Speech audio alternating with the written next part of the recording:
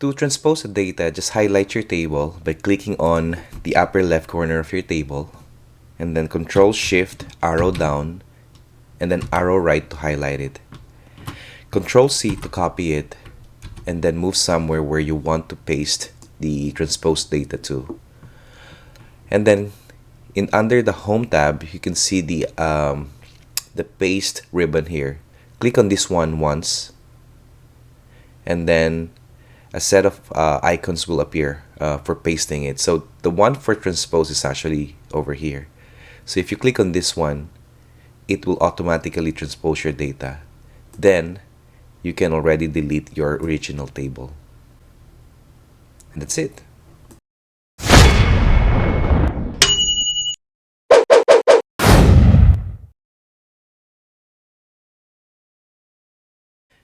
Sometimes you may be asked to present your Excel spreadsheet in front of a lot of people in a big room, and people at the back of the room are not able to see your presentation and ask, can you zoom your presentation? And one way to do that, by keeping all the columns and the rows intact, meaning as you present, you're able to show it on your screen. If you click on the zoom button here, sometimes it will eliminate some of the columns and some of the rows as well. And one way to actually show what you have currently on your screen is to click on Alt V U, and that will zoom in into your data with all the columns and the rows that you want to show. And after doing the presentation, just click on Escape, and everything will just go back to normal. And that's it.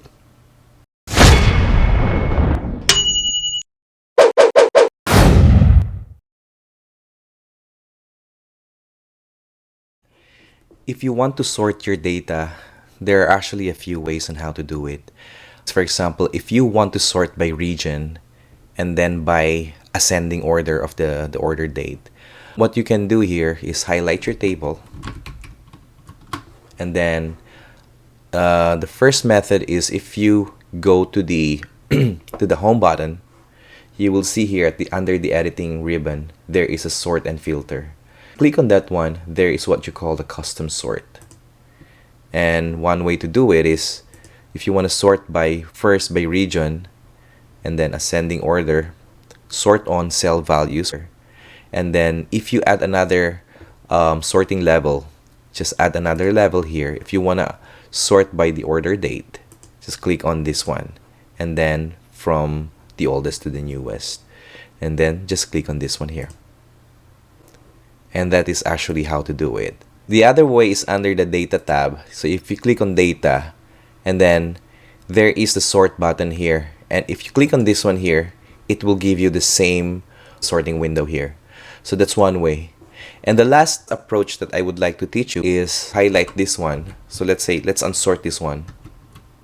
So this one is unsorted here. So if you highlight this one here, and then click on Alt-D-S, and that will automatically give you the sorting window. So it's the same thing. So just click on region and then cell values from A to Z, add a level, and then click on order date and then oldest to newest, and then click on that one, and then everything is sorted. So it's Alt-D-S is the shortcut key for that. And that's it.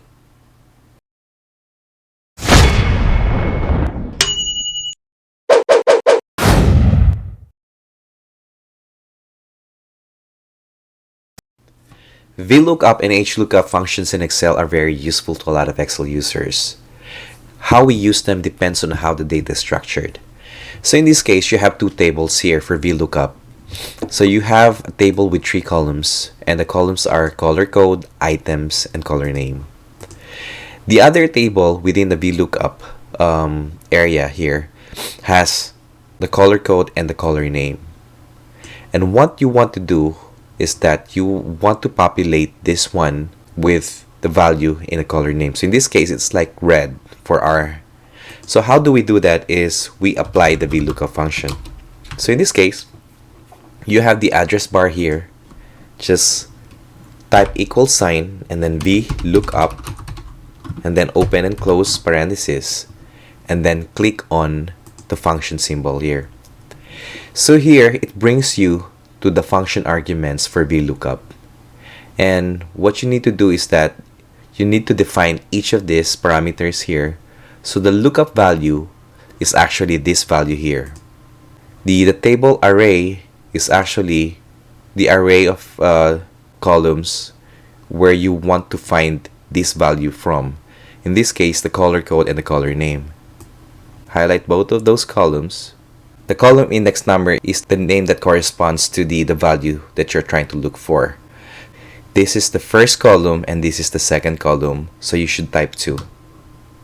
And the range lookup, in this case, if it's an exact match, then we have to type false. So click on OK. So here, I just want to make sure that you're going to use F4 to lock the array. Make sure that the columns and the rows are locked in one place, so that if you copy this one, you will get the actual value for each of those color names.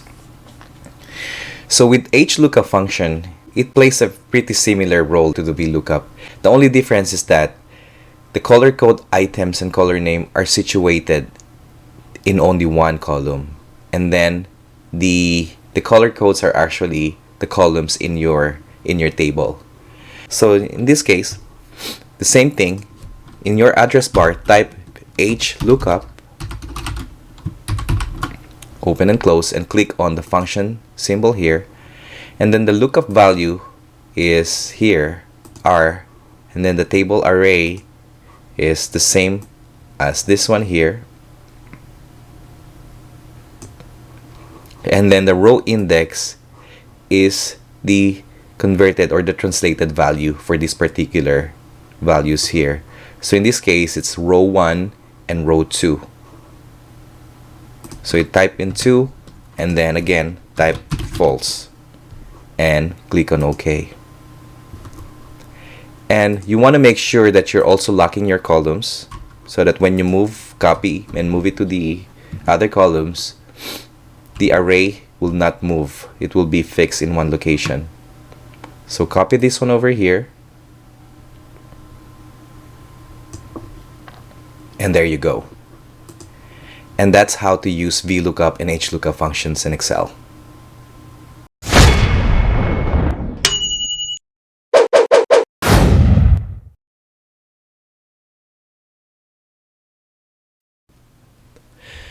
Sometimes you are working on a project in which you are tracking the performance of your business against a certain goal. You have an actual data, and then you would want to find out what would be the forecast for the remaining months to get to your goal. So in this example here, you have a 2-year goal of about $3 million. The actual data that I have is from January 2017 through April 2018. And I want to find out how much would be the monthly sales that I have in order to get to $3 million by the end of December 2018. So I have the average growth rate here of about 17%, and this was actually derived by averaging out the actual data from February 2017 through April 2018. And for my purposes, I have a 2-year goal of about $3 million. And one good thing about Excel is that there is a function called a goal seek feature in Excel, and that can be found in the data tab under the what if analysis ribbon. And if you click on that one, there's the goal seek feature here. The dialog box that's gonna open up on your screen, it has 3 parameters: the set cell, and then to value, and by changing cell. The set cell is the one that you're actually tracking. So right now it's about 2.2 million. So you want to make sure that it will get to $3 million by the end of December 2018. So the set cell would be H5 in this case. And you want to set this cell here to a value of about $3 million. So you would put $3 million in here. And then what would be the average growth rate on a monthly basis? in order to get to 3 million. So by changing cell is what you're going to populate with the average growth rate here, which is the D2. So if you click on OK, and you will see that this number here changed to 3 million. And then click on OK, and initially I had 17% over here, and now it's about 25%. So in order to get 3 million, I need to have an average growth rate of about 25%. And that's how you can actually use GoalSeek to forecast what would be the monthly growth to get to your goal by the end of the second year.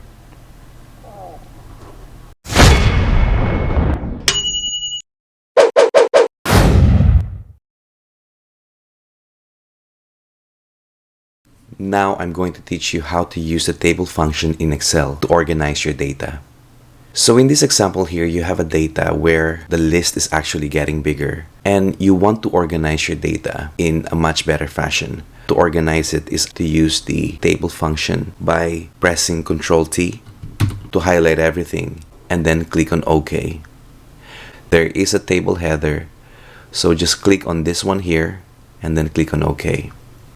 So you have different designs of tables here. There's around 61 of those. Choose one of those depending on what you like.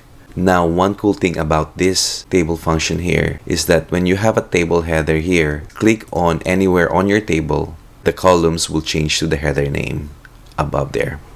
Another cool thing about this one here, if you scroll down to the very end of your table, add a new data, let's say Andrews again here.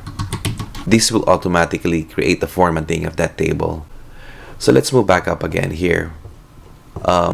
So one cool thing about this table also here, that if you add a new table column, let's say total cost, it will automatically format your table also when you add a new column. So when you multiply this one here, you will notice that the formula here is different from the usual one. And the reason why it is so is because when you enter this one, it will automatically carry over the formula to the rest of the table rows. Another cool thing about this one is that when you click on design, which only appears when you create a table, and you will see the different options here. The branded rows, if you uncheck that one, the color formatting disappears. But when you click on this one, it goes back again. So one cool thing about this one here is you notice that the total row is unchecked. But if you check on this one here, notice that it will create total row. It summarizes the total cost. So you could also do the same thing to the other columns where it's applicable. You'll notice that there's different functions there. And same here as well. And so on and so forth. So that is the use of the table function.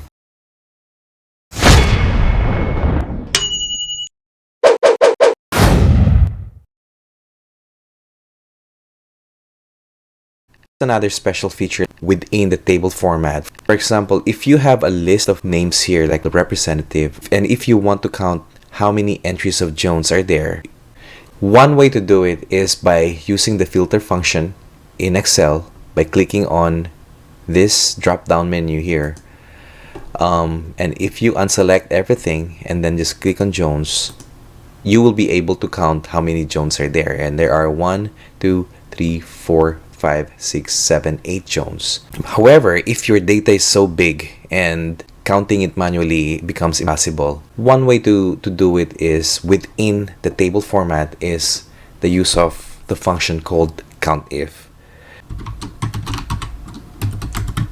And then if you type T, you will see that there are a lot of functions in here except for one, which is a table. Table here is referencing the table that you created. So if you click on this one, you will see that the table will get highlighted. And to count how many Jones are there, just put a bracket sign. And then you will have here, which is a very special feature, the list of columns that you have on your table. So I'm referring to the column called rep. So if I click on this one and a close bracket and comma, and then look for the name Jones and enter, And you will see that 8 is the same as the one that we did a while ago.